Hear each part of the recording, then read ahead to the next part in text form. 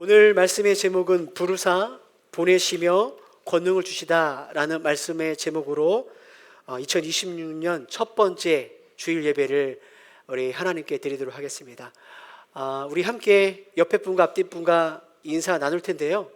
이렇게 인사 나누라고 하면 안 하시는 분들이 간혹 있더라고요. 제가 눈여겨보겠습니다. 반가운 마음으로 우리 새해 복 많이 받으세요 하고 인사 나누겠습니다. 인사하겠습니다. 새해 복 많이 받으십시오. 새해 복 많이 받으십시오.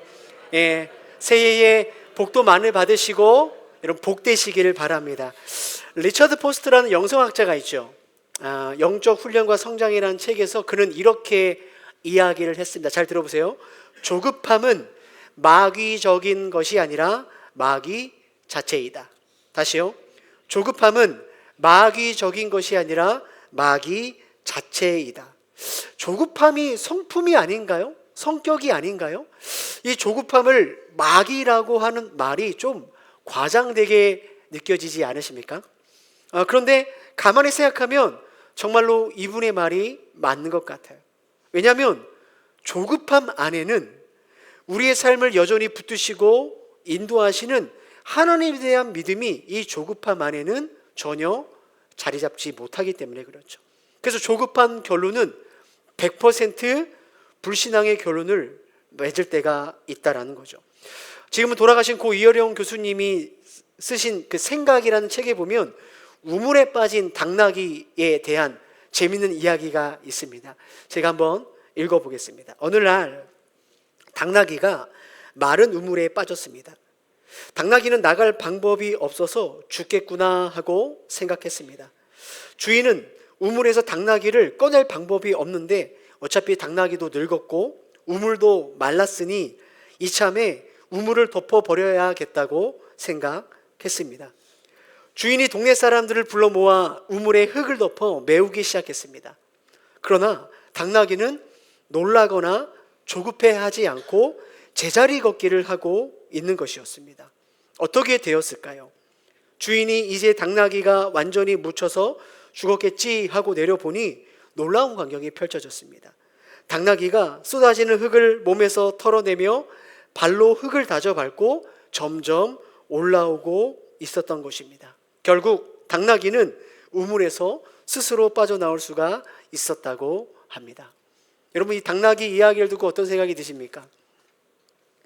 사람이나 당나귀나 늙으면 이렇게 푸대접 받는구나. 혹시 그렇게 적용하시는 분은 안 계시겠죠? 네. 여러분, 이사야서 40장 3절에 보니까 이런 말씀이 있어요. 오직 여호와를 앙망하는 자는 새 힘을 얻으리니. 여러분, 이 앙망하다라는 이 히브리어가 어떤 뜻을 갖고 있냐면 참을성 있게 기다리다라는 뜻을 갖고 있는 단어입니다. 자, 그렇게 본다면 하나님께서 새 힘을 주시는 삶의 특징이 뭐냐? 조급한 삶에 걸어가는 것이 아니라 믿음으로 기다리는 자에게 하나님이 새 힘을 주신다라는 거죠. 여러분, 앞서 설명한 조급함은 사실 하나님보다 내가 앞서가는 마음에서 시작되는 거죠. 더 나아가 내 인생에 하나님이 없다라는 그 마음이 우리의 조급함을 만들어내는 거예요. 반면에 믿음은 무엇입니까? 하나님께서 내 삶을 여전히 보호하신다, 인도하신다라는 것을 믿음으로 내게 주어진 그 한 걸음을 걸어가는 것이죠. 당나귀를 물으려던 흙은 오히려 당나귀를 살리는 도구가 됩니다. 마찬가지입니다.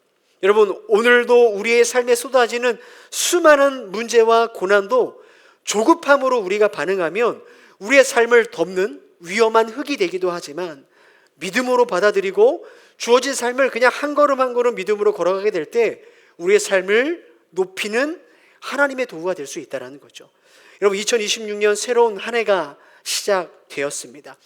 해야 할 일들이 여전히 많이 있고 돼야 될 것들도 많이 있고 또 저마다 많은 계획들 때문에 이 쏟아지는 흙처럼 그 계획들이, 그 부담감이 우리의 삶을 덮을 때 여러분, 그 조급함의 흙을 털어내면서 여전히 우리의 삶의 주인이 계시다, 하나님 내 삶을 인도해 가신다, 그 주님을 바라보며 오늘 걸을 수 있는 그 믿음의 걸음을 한 걸음 한 걸음 걸어가는 저와 우리 모든 동행교회 성도들 되어지기를 주님의 이름으로 축복합니다. 좀 쉬었던 마가복음 설교를 오늘 다시 시작하겠습니다. 우리가 잘 알고 있는 말씀이죠. 예수님께서 제자들을 파송하는 말씀인데요.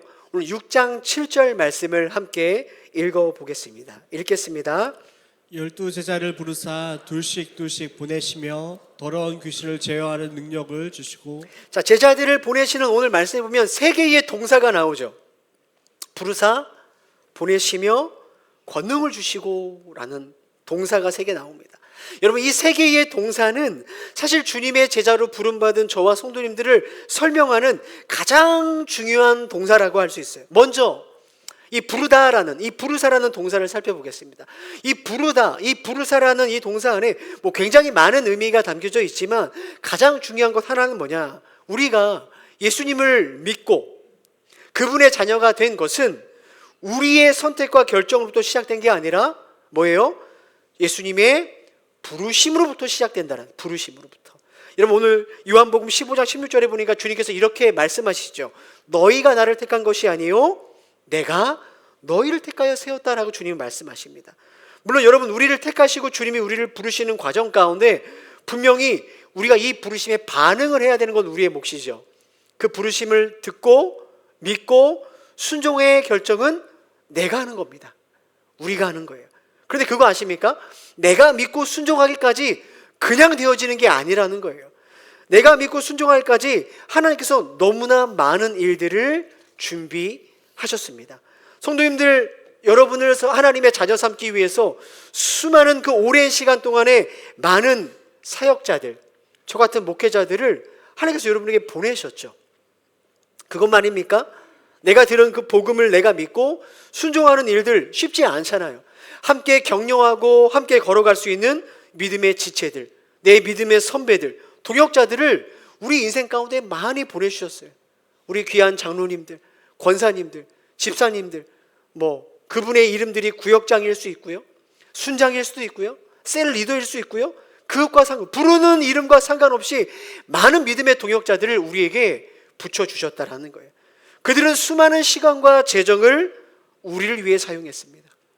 그들의 기도 가운데 우리의 이름은 계속해서 불려져서 하나님 앞에 눈물로 상달되었어요. 그러니까 이 모든 것들이 가능하게 된 이유가 뭐냐? 하나님께서 우리를 먼저 부르셨기 때문에 그렇다는 거예요. 따라서 지금 이 자리에 앉아서 예배하는 우리 모두는 어떤 목사가 부른 것도 아니고 어떤 누가 불러서 온 게 아니라 바로 하나님께서 우리를 부르신 결과라는 것입니다. 그게 바로 부르사라는 이 동사 안에 담겨진 하나님의 은혜인 것이죠. 자, 두 번째 동사는 뭐냐? 보내시다라는 동사예요. 사실 여러분, 앞에 제가 설명한 이 부르다라는 동사는 사실 두 개의 단어가 합쳐진 단어입니다. 어디를 향하여, 무엇을 위하여 라는 전치사가 하나 있고요, 그 다음에 부르다라는 단어가 합쳐진 단어예요. 그러니까는 주님께서 우리를 부르실 때 그냥 부르신 게 아니라 어디를 향하여 부르셨다는 거죠. 무엇을 위하여 우리를 부르셨다는 것입니다. 그렇다면 무엇을 위하여 우리를 부르셨을까? 바로 주님의 제자로 보내기 위해 우리를 부르셨다는 겁니다. 따라해 보겠습니다. 보내기 위해 부르셨습니다. 그냥 부르신 게 아니라 보내기 위해서 우리를 부르셨다는 거예요. 선교사이면서 목회자였던 레슬리 뉴 비긴스가 이런 이야기를 합니다. 교회는 복음을 소유한 집단이 아니라 복음을 위하여 세상에 보내진 공동체다. 복음을 소유한 집단이 아니라 복음을 위해 세상에 보냄을 받은 공동체가 교회라는 거죠. 이게 바로 저와 성도님들을 설명할 수 있는 너무나 중요한 정체성입니다. 우리는 보냄을 위해 부름받았다는 거예요. 부름 자체가 목적이 아니라는 거죠. 그래서 지금도 주님은 우리를 당신의 제자로 부르실 뿐만 아니라 보내세요. 어디로 보내실까요? 선교지로? 네, 보내실 때도 있죠. 그러나 우리를 보내실 때 우리의 가정으로 보내시죠. 네, 여러분의 직장으로 보내시죠. 네, 교회된 우리를 세상 속에 보내시는 거예요. 2026년 여러분, 예수님은 저와 성도님들을 변함없이 지금도 부르시고 보내기를 원하십니다. 주님의 제자라는 이름으로, 주님의 교회라는 이름으로 여러분을 계속해서 사명의 자리로 보내시죠. 특별히 올해는 제가 계속해서 말씀드린 대로 함께 사역을 좀 준비하고 함께 기도하고 진짜 함께 교회를 세워가는 그런 한 해가 되기를 원했는데요. 그래서 우리 동행교회 모든 성도님들이 이 주님의 보내심에 좀 주저하지 않고 정말로 다 동참하는 저는 그런 한 해가 되기를 소망합니다. 많은 사람들이 생각할 거예요. 제가 좀 시간이 부족하고요. 제가 능력이 안 되고요. 여기저기가 쑤시고요. 맞죠? 맞습니다. 제가 그것을 부인하는 게 아니에요. 늘 우리는 시간이 부족합니다. 늘 능력과 실력이 우리는 부족합니다. 상황이 안 됩니다. 근데 여러분 그거 아십니까? 지금까지 사셨을 때 시간이 되셨을 때가 언제 있으셨습니까? 깐난아기 때 빼고 언제 시간이 여유가 있었어요? 언제 여러분 실력과 능력이 난 이제 됐다 그럴 때가 있으셨나요? 저는 없었어요. 무슨 이유일까요? 우리가 계속해서 이런저런 이야기로 주님이 보내신 곳에 우리가 순종하지 못한다면 여러분 죄송합니다. 죽을 때까지 우리는 주님이 도대체 순종하는 자에게 어떤 일을 행하시는가, 나를 통해 일하시는 성령의 능력이 무엇인지를 사실은 우리가 이론으로는 알지만 전혀 경험하지 못한 그러한 사람으로 살아갈 수 있다는 거예요. 여러분 오늘 제자들 한번 보세요. 제자들이 준비가 다 돼서 보내셨습니까? 실력이 갖추어져서 자격이 돼서 보냈나요?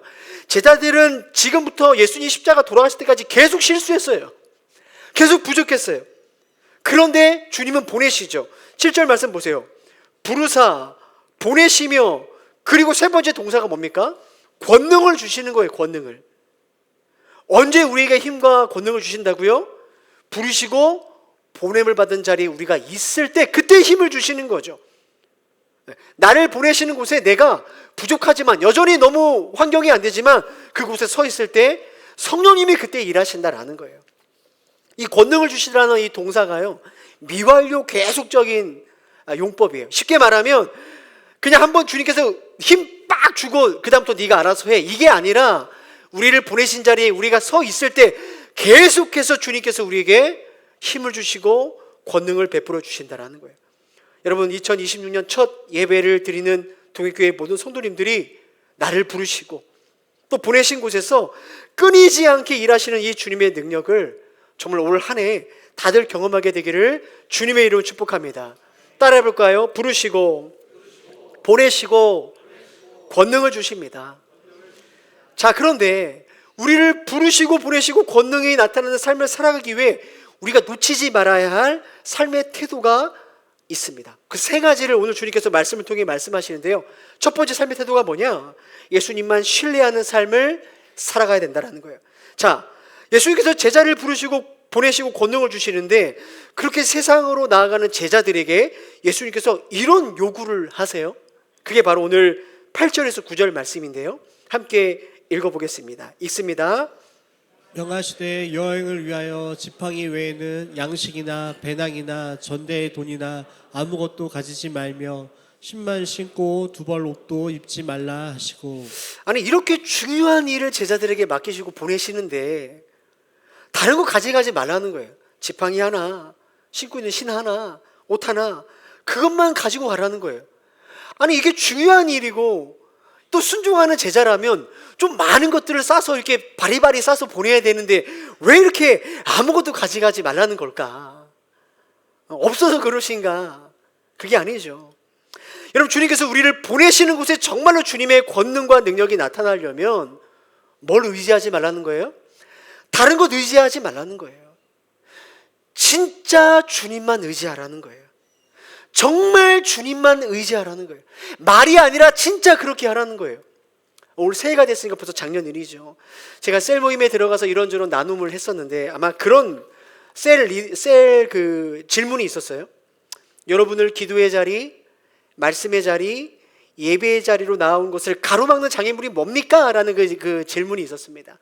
뭐 이런저런 얘기를 하셨는데 그때 이런 답이 제가 기억에 남아요. 이렇게 말씀하셨어요. 목사님, 삶에 아무런 장애물이 없는 것이 기도의 자리로 나오는 일에 장애물이 됩니다. 이해가 되시나요? 기도해야 될 만큼 특별히 그렇게 어려움이 없는 삶, 그렇게 간절하지 않아도 그럭저럭 살아갈 수 있는 삶, 그 평안함이 오늘 우리로 하여금 예수님을 의지하는 일, 그 일에 장애물이 된다는 거예요. 참 의미가 있는 생각 같아요. 여러분 우리의 삶에 왜 주님의 능력이 나타나지 않는가? 가만히 생각해 보면 근데 사실은 주님의 능력이 그렇게 나타날 필요가 없는 삶을 우리가 살고 있기 때문이 아닙니까? 오늘 비유로 제가 말씀해 드리면 우리는 나를 지탱해 줄 지팡이가 너무 많이 있어요. 신발이 많아요. 옷이 많아요. 오늘 주님께서 양식이나 배낭, 전대에 돈 가져가지 말라라고 말씀하셨는데요. 우리는 사실은 저마다 배당 안에 음식이 가득가득합니다. 전대에 돈이 있어요. 그러니까 우리가 주님을 의지한다는 말은 있지만 이게 와닿지 않죠. 의지할 일이 없는데요. 그렇잖아요. 믿는 구석이 있잖아요. 우리에게는. 힘들다 하지만 여러분 솔직하게 왜 우리가 기도의 자리에 못 나오지 아십니까? 여전히 우리는 의지할 게 있어요. 나를 도울 사람이 있고요. 나에게 힘이 있고요. 능력이 있는 거죠. 여러분 그런 의미에서 교회가 정말로 경계할 것이 있다면 바로 이것을 경계해야 됩니다. 교회가요. 전략을 잘 갖추고 행정을 잘 정비하고 시스템을 만들고 재정을 규모 있게 잘 계획해서 사용하는 것 너무나 중요하죠.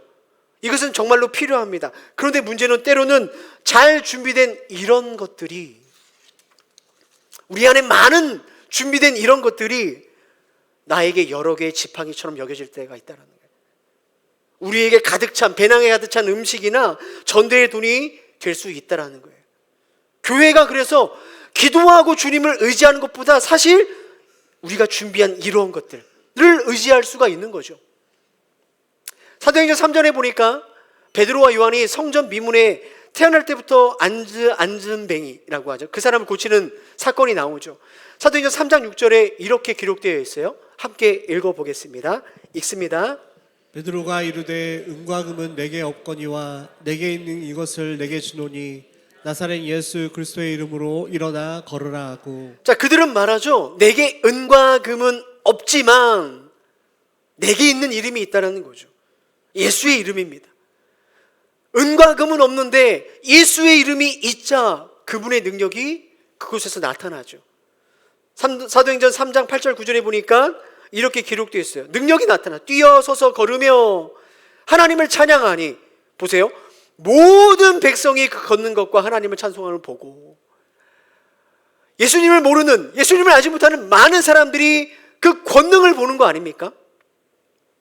성도들 이 말씀을 보고 오해하시면 안 돼요. 그러면 주님의 능력이 나타나려면 가난해야 되냐? 아무것도 가지지 말아야 되냐? 맨 땅에 해당해야 되냐? 성경이 지금 그걸 말하는 게 아니죠. 묻고 있는 거예요. 정말 너희가 의지하는 게 예수 그리스도가 맞냐? 아니면 은금이냐? 그걸 묻는 거죠. 그죠? 그러니까 베드로와 요한이 은금이 없어서 능력이 나타나는 게 아니라 뭐예요? 예수를 의지하는 데서 능력이 나타났다는 지금 성경이 말하는 거 아닙니까? 오늘날 교회와 성도를 저는 크게 이 두 부류로 구분할 수 있다고 믿습니다. 은과 금은 없지만 예수의 능력을 경험하는 교회와 성도가 있고요. 은과 금도 있고 별것저것 다 있지만 정말 그 안에 예수의 이름 그분의 능력이 뭔지를 모르는 교회와 성도가 있을 수 있죠. 이론으로는 아는데 능력으로는 모르는 거예요. 근데 여러분 신박한 문제는 뭐냐? 내가 능력이 없구나는 것을 깨닫고 한탄해야 되는데 은과 금을 의지하는 인생을 살아가면서도 성령님이 일하시지 않는 인생을 살아가면서도 이게 뭐가 문제인지를 모르는 것이 가장 큰 위기죠. 사사기의 삼손이 그것을 우리에게 잘 보여줍니다. 사사기 16장 20절에 보니까 이렇게 기록되어 있어요. 삼손이 여호와께서 이미 자기를 떠난 줄을 어떻게 해요? 깨닫지 못하는 거예요. 하나님의 능력이 떠났는데 정작 본인이 모르는 거죠. 삼손의 비참함은 어떻게 이어집니까?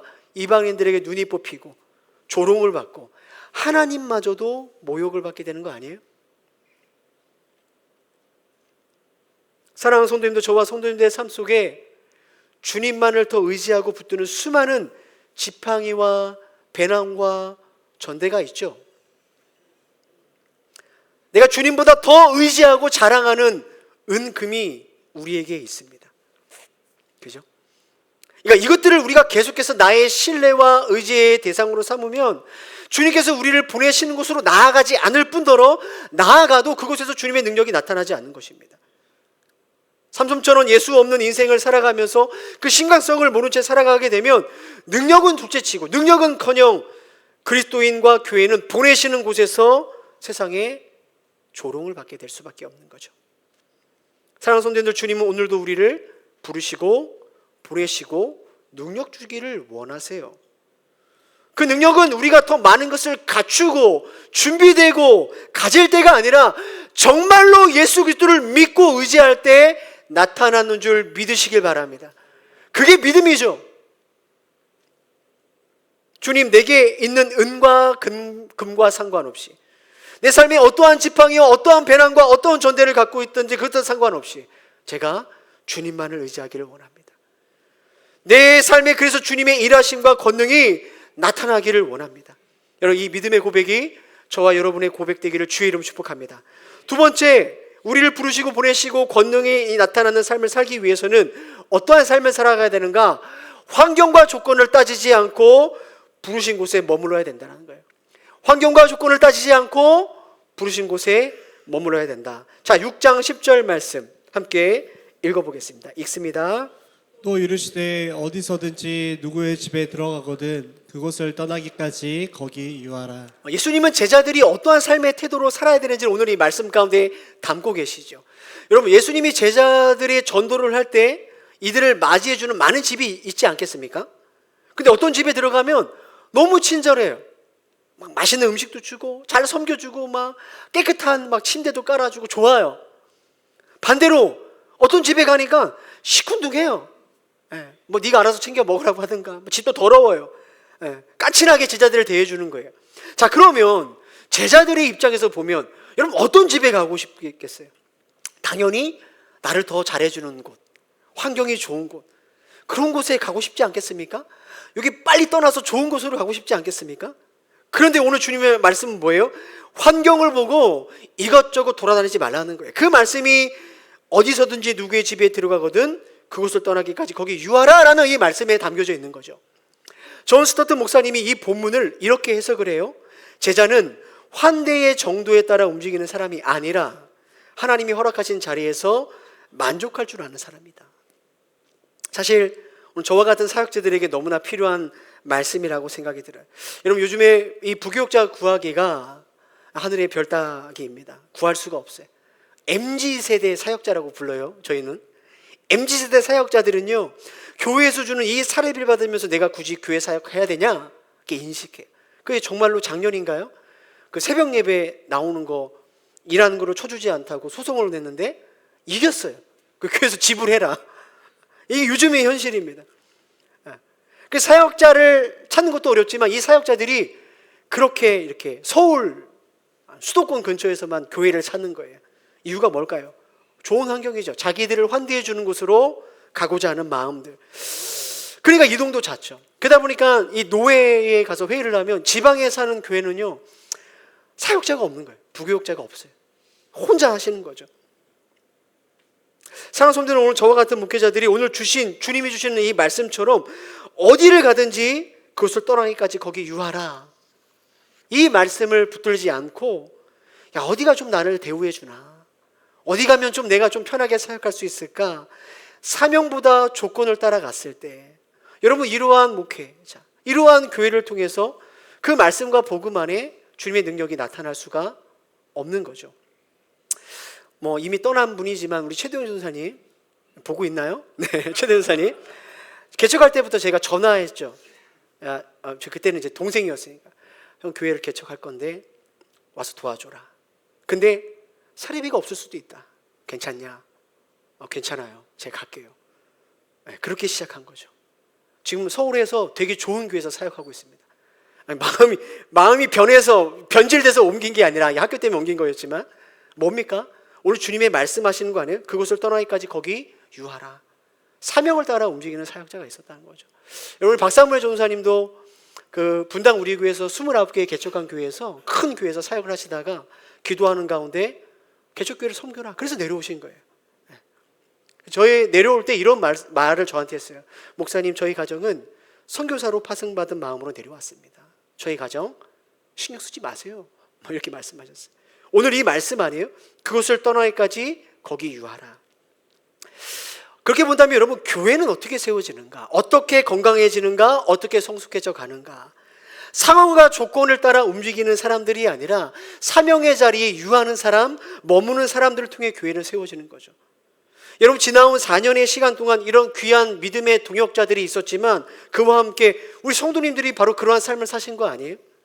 사명의 자리에 여러분이 머물러 있었기 때문에 동행교회가 지금까지 세워질 수 있었다는 거 저는 믿습니다. 사실 얼마나 여러분 천안에 좋은 교회가 많은지 몰라요. 정말 좋은 교회가 많습니다. 좋은 환경과 다양한 신앙의 서비스를 받을 수 있는 교회가 많이 있어요. 저 예린이가 이제 저기 예배 드리니까 저희 딸 예린이 친구가 하늘중앙교회 다닌대요. 근데 거기는 방학만 되면 학생들을 다 공짜로 단기 선교를 보낸대요. 비행기값 다 대주고. 그러면서 저한테 그러더라고요. 아빠, 나도 이 교회 다니면 안 돼? 안 돼? 제가 그래도 그건 좀 아니지 않을까? 이렇게 좀 말리고 있는데 사실 이해는 되죠. 그 아이의 말을 통해서 성도님들의 마음이 이해가 됩니다. 얼마나 좋은 교회가 많아요. 제가 맨날 이것 좀 해달라, 떡볶이 해달라, 저거 해달라 그러지 않고, 셀별로 더우나 추우나 청소해달라고 부탁하지 않고 가만히 있어도 편하게 예배할 수 있는 곳이 많죠. 근데 성도님들이 어떠한 마음으로 이곳에 계실까 생각해 볼 때 그런 마음 아니겠어요? 주님이 우리를 이곳에 보내셨다. 나를 이곳에 두셨다. 여러분, 그 좋은 환경과 조건에 따라 움직이는 게 아니라 성도님들이 그 사명의 자리에 계신 그 일들 때문에 저는 진짜로 2025년을 잘 보내고 2026년을 우리가 은혜로 맞았다라는 생각을 하게 됩니다. 또 여러분, 그 새벽부터 밤 늦게까지 얼마나 치열하게 정말로 목숨 걸고 일하십니까? 그렇게 열심히 일한 돈 11조라는 이름으로 여러분이 귀한 헌금 드려서 교회가 한 해 동안 또 잘 걸어오게 된 거 아닙니까? 주님의 말씀이죠. 누구의 집에 들어가거든 그곳을 떠나지 말고 거기서 유하라.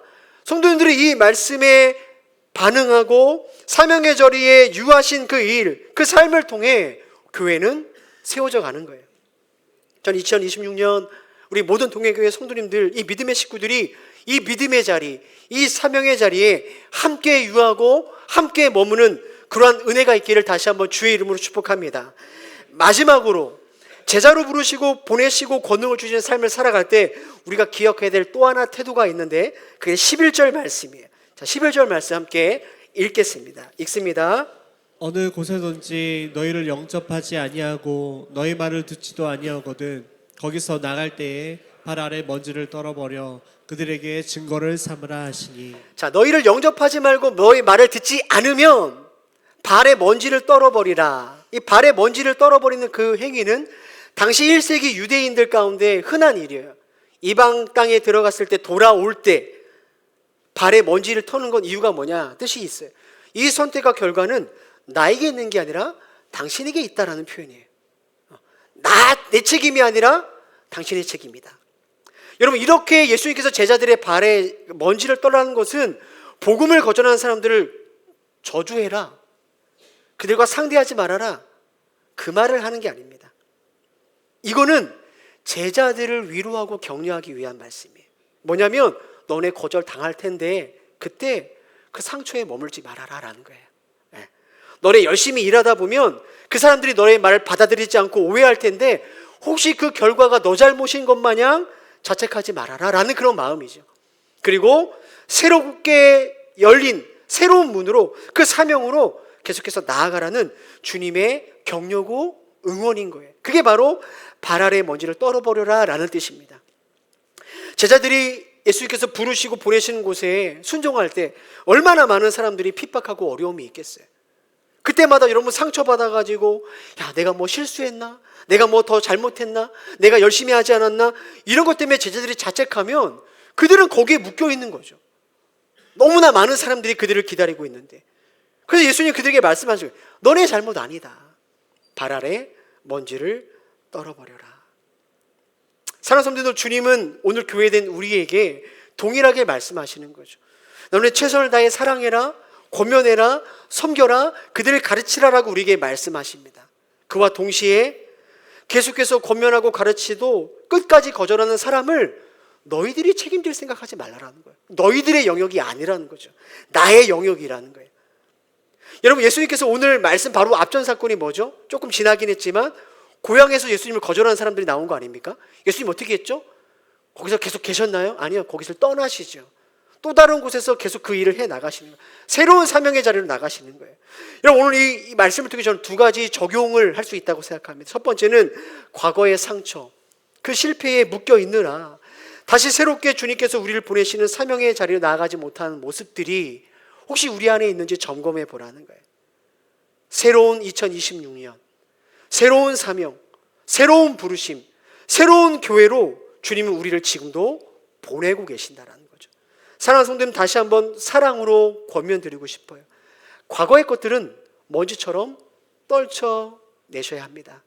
그리고 새롭게 사명의 자리로 나아가시는 우리 성도님 되기를 주의 이름으로 축복합니다. 두 번째, 어떻게 적용하고 싶냐?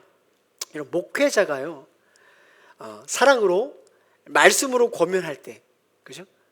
사랑으로 말씀으로 권면할 때, 또 여러분 주위에 셀 리더나 또 셀 원들이, 여러분을 사랑하는 어떠한 동역자들이 여러분에게 사랑으로 진리를 말할 때 그것을 받아들여야 돼. 받아들여야 돼. 팀 켈러 목사님이 이렇게 말씀하셨어요. 복음은 끝까지 인내하지만 끝까지 강요하지 않는다. 다시요. 복음은 끝까지 인내하지만 끝까지 강요하지 않는다. 이게 무슨 말이냐면 계속해서 거절하고 계속해서 말씀을 받아들이지 않게 되면 어느 순간 아무도 나에게 얘기하지 않는 그때가 찾아올 수가 있어요. 하나님께서 내 주위에 나에게 말했던 지체들에게 이제 그만 먼지를 떨어버려라, 이렇게 말씀하시는 때가 올 수 있어요. 그래서 이러한 슬픈 일들이 없으려면 목회자와 이 공동체 안에 서로 주고받는 이 권면, 사랑의 권면을 우리가 받아들이고 생각할 필요가 있다는 거죠. 말씀을 마무리하겠습니다. 여러분, 주님은 오늘도 우리를 부르시고 보내시고 권능을 주시기를 원하세요. 여러분, 이런 삶을 살기 위해서는 여러분 세 가지를 기억하셔야 됩니다. 내가 지팡이를 의지하고 있는가?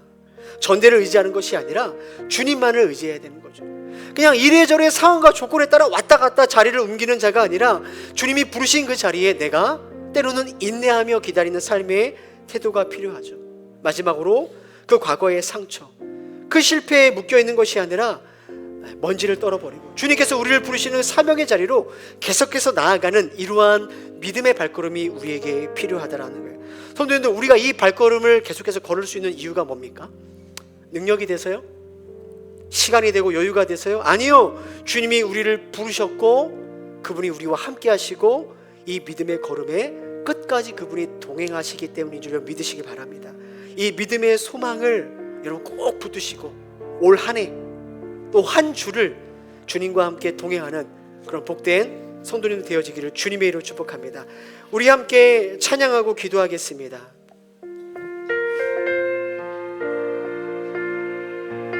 주님, 우리를 보내신 그곳에 우리를 사용해 주십시오.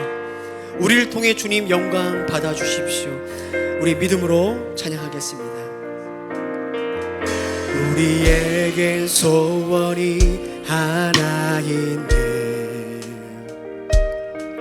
주님 다시 오실 그날까지 우리 가슴에 새긴 주의 십자가 사랑 나의 교회를 사랑케 하네. 주의 교회를 향한 우리의 마음, 희생과 포기와 가난과 고난 해보며 죽음조차 우릴 막을 수 없네. 우리 교회는 이 땅에 교회를 교회되게 예배를 예배되게 우릴 사용하소서. 진정한 부흥의 날 오늘 임하도록 우릴 사용하소서. 성령 안에 예배하리라. 성령 안에 예배하리라. 자유의 마음으로 사랑으로 사역하리라.